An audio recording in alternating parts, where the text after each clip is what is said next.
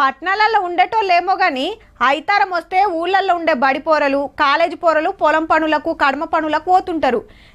ఇంటికాడు ఉండి ఏం చేస్తాం, అట్లా పోతేనన్నా ఓ 300 వస్తాయని కొందరు, ఊకూకే అమ్మ నాయనలను ఖర్చులకు ఏం అడుగుతామని ఇంకా కొందరు, అమ్మ నాయనలకి ఇంత ఆసరైదామని కొందరు కూలికి పోతుంటారు. ఇవాళ రేపు గట్ల ఓతలు షాన్ అంటే చాలా తక్కువనే. ఇక ముచ్చటైందంటే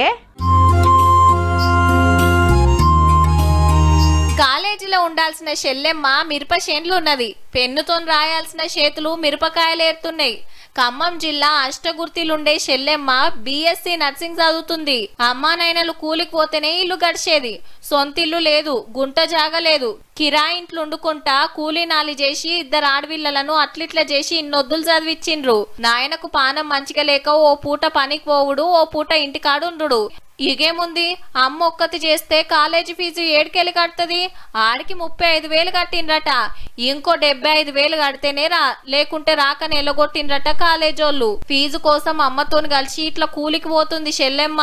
అక్కడ ఫీజు 4 లక్షలు అడుగుతున్నారు. మేము కట్టలేక 2 లక్షలు కడతామని చెప్పాను. మేము 35,000 కట్టాము. ఇంటి వడ్డీకి మీరు ఫీజు కట్టలేదని అక్కడ యజమాని నన్ను పంపించేశారు ఇంటికి. 10లా ఇంటర్లా మంచి మార్కులే వచ్చినాయి. చదువంటే మస్తు పాయిరమట. కోర్స్ అయిపోవాలంటే 4 లక్షలు కావాలి.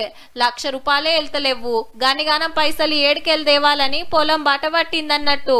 మంచిగా చదివిద్ది, మంచిగా ర్యాంకింగ్ ఉందాకి. చదివి లేక సొంత లేక మేము 2 అమ్మాయిలు. మాకు దాతలు ఎవరన్నా ఇంత ఆసరైతే నా బిడ్డ కాలేజీకి పోయి చదువుకుంటది. పొలం పనులకు పోతుంటే చూడబుద్ధి అయితే లేదని చెప్పుకుంటా అమ్మా నాయనలది చిన్న బాధ కాదు. మా వాళ్ళతో పాటు మా అక్కలను కూడా మెరుగుపరిచేసిపోతుంది. కాబట్టి మరి ఎట్లా దాతలు ఎవరైనా ఉంటే సాయం చేసి మా బాబుకి చదువుకు సాయం చేయండ్రని చెల్లెమ్మ ఒక తీర్ల బతిలాడుతుంది. జరేవలన్నా ఆసరా గాండ్రి సార్లు.